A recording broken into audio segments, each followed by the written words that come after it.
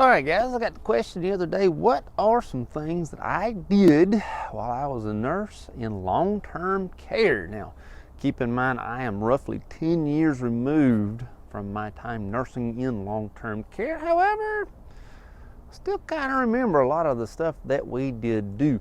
Other than, of course, the obvious, that big, massive, huge med pass that you have to do when you're doing a med pass for 30 to 50 patients, not exaggerated, especially that 8 a.m. or 7 a.m. or whatever the morning med pass is. That seems to be your biggest med pass. That is a huge med pass. What are some other things other than that that I did as a nurse in my time in long-term care?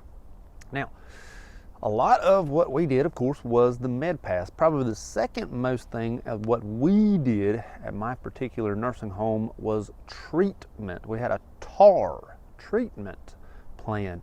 And so that included things such as wound care, or if people needed lotion on their legs or limbs, or whatever it may be. If we had to change certain bandages. Now, we did have wound care at the facility, but at the same time, there was a lot of things that we still had to change as the floor nurse.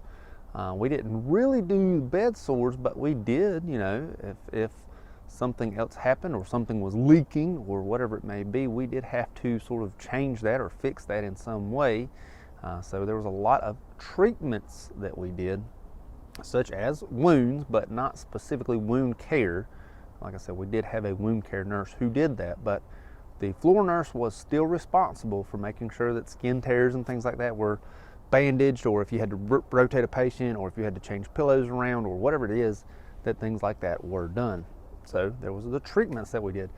Probably the third most thing we did was assessments.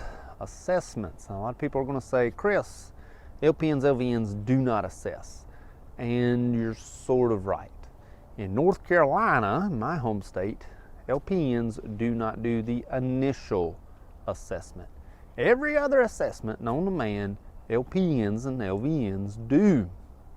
So if we have a patient who we're assessing the bed sore on every, Wednesday or whatever it may be, we look at that bed sore, or we do a head to toe or whatever it may be. We did a lot of assessments. A lot of vitals were taken, a lot of assessments, a lot of this is, sort of all-encompassing. So a lot of assessments. Then we'll get into what we'll call the fun task. Things that I thoroughly love doing that a lot of people may or may not like doing. We did not have phlebotomy throughout the whole day. We had one phlebotomist who we shared with our sister facility, and she was only there, or the phlebotomist was only there, the very, very beginning of the morning at about 6 a.m. to maybe 8. If any other order came through, because the doctor did rounds probably 9-ish, if any other order came through that needed labs drawn, we were responsible for drawing those labs. So we did plenty of lab draws. To follow that up, we also were responsible for starting our own IVs. You say, Chris, there are not IVs given in nursing homes. Oh, let me correct you. When you have patients who are chronically ill that oftentimes do end up in nursing homes, some of them require IVs, such as IV antibiotics like vancomycin. And then, so two parts here, you got to get that IV vancomycin in them. You also got to draw a peak and trough on those people for the IV vancomycin. So you're doing two tasks with one patient of the blood draw, the IV, and the IV meds all in one go round. And we did not have a pump. We had to count our drips. If you don't know how to do that, you'll learn in nursing school. It's not the easiest. Some people really love it. I didn't mind it. I typically ran slow. I didn't mean to, but I typically rounded down and ran slow when I ran my drips. Running fast terrified me. In any case, so plenty of tasks like that. Other tasks that we did were Foleys.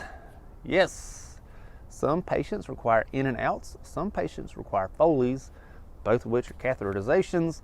They sort of run the same way. The only difference is, you fill the balloon up in the Foley, and you don't fill the balloon up with an in and out.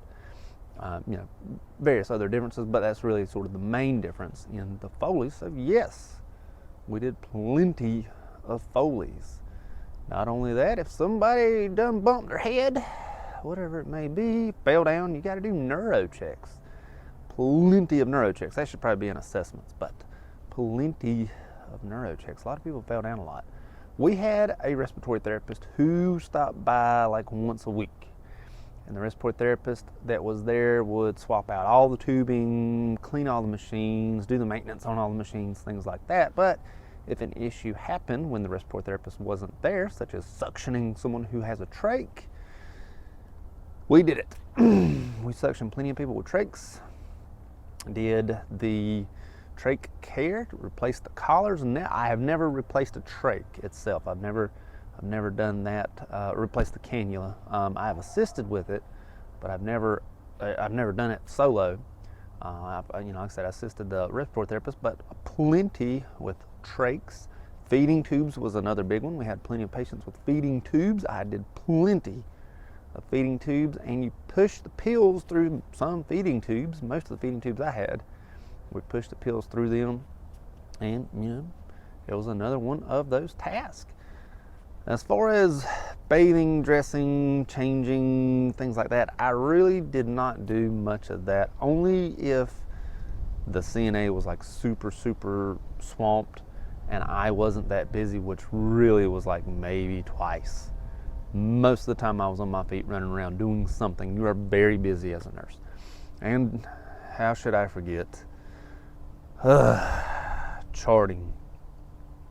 Believe it or not, there is plenty of charting as a nurse, as a floor nurse in long-term care. Plenty of charting. Tons and tons of charting. Which was probably my least favorite thing of the whole experience was the charting. On top of the patient load. I really didn't like the patient load, but as far as skills go, charting was probably my least favorite. Good times. In any case, if you are thinking about becoming a long-term care, or if you're thinking, oh, I don't want to be a long-term care nurse because all they do is push pills, I will wholeheartedly disagree with you. Yes, I pushed a ton of pills. I pushed a mess load of pills. However, I did more tasks than what you would ever think a long-term care nurse would do. I did a mess load of tasks. So if you're thinking, I really don't want to do that because they just don't do enough, you're wrong. Long-term care nurses do plenty, and they do it well. Now, are you going to get the experience as the ED nurse where you get to see tons of all kinds of things? No. You're not going to get the same experience as you do in the ED, but you're still going to learn to be a very strong nurse who is very time management oriented, because you really got to monitor your time management. Good times. Hope it helps. Thank you much.